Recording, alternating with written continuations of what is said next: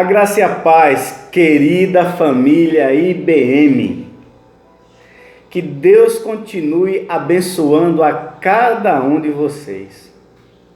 Vamos retomar a nossa exposição da carta de Tiago. Vimos o capítulo 1, capítulo 2 e chegamos ao capítulo 3. Quantas lições já extraímos dessa carta? Por favor, pegue a sua Bíblia e a abra no capítulo 3 de Tiago e vamos ler juntos do verso 1 até o verso 12. Vamos fazê-lo? Tiago, capítulo 3.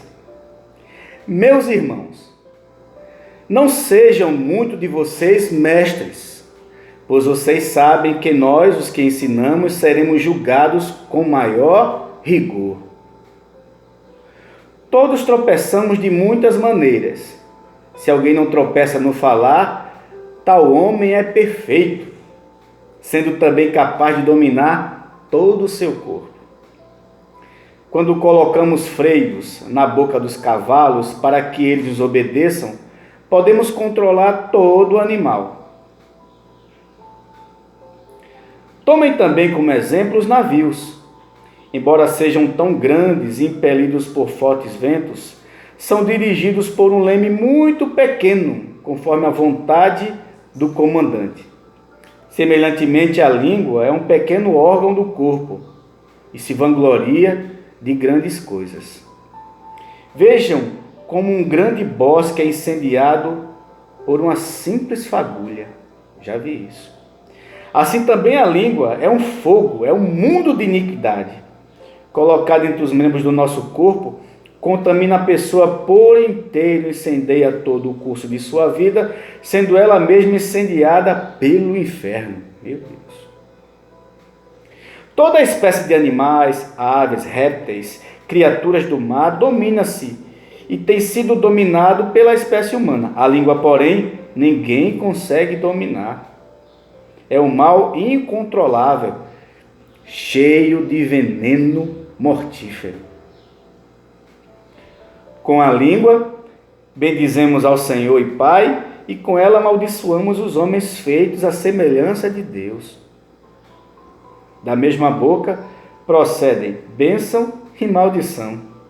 Meus irmãos, não pode ser assim. Acaso pode sair água doce e água amarga da mesma fonte? Eu desconheço. Meus irmãos, pode uma figueira produzir azeitonas ou uma videira figos? Da mesma forma, uma fonte de água salgada não pode produzir água doce.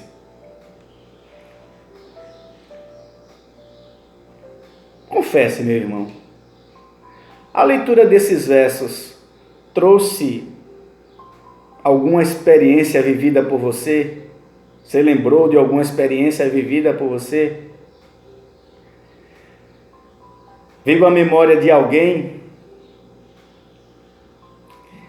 Há quem diga que uma das tarefas mais difíceis para o homem moderno é controlar a sua língua. Sabe o porquê? Ele escuta tantas palavras desrespeitosas.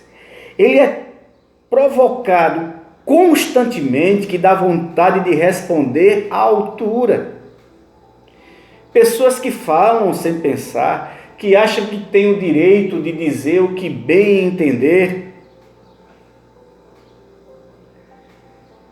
Mas ainda bem que aquele que se propõe a praticar os ensinos de Jesus, ele jamais deve esquecer que o não convertido, ele tem o hábito de falar antes de pensar. Ele fala antes de pensar. Meus irmãos, querida família IBM, vocês sabiam que Davi, servo do Senhor, ele foi provocado por diversas vezes. Ele foi testado por diversas vezes. Davi ouviu tantas coisas, palavras duras que nós nem imaginamos. Porém, eu quero mostrar-lhes a atitude tomada por esse servo de Deus. Por favor, abra a Escritura Sagrada no Salmo 141, os versos de 1 a 4. Assim está escrito: clamo a ti, Senhor, vem depressa. Escuta a minha voz quando clamo.